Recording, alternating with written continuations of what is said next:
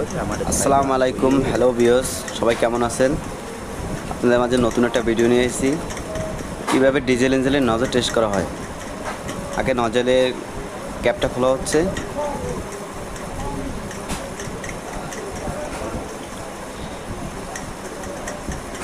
Cap খোলা হয়ে গেছে, তারপরে নতুন নজল তেল দিয়ে ধুয়ে নিচ্ছি, কারণ নতুন নজলে আপনার এটা মোবিলের আবরণ থাকে, যে কারণে তার ঝামেলা করবে পরে। এবার নজলটা ফিটিং করছি।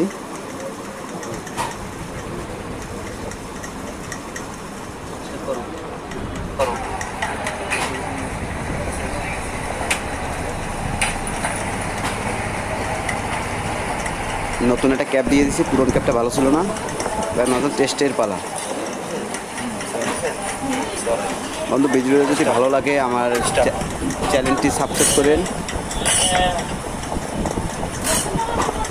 লাইক কমেন্ট দিন।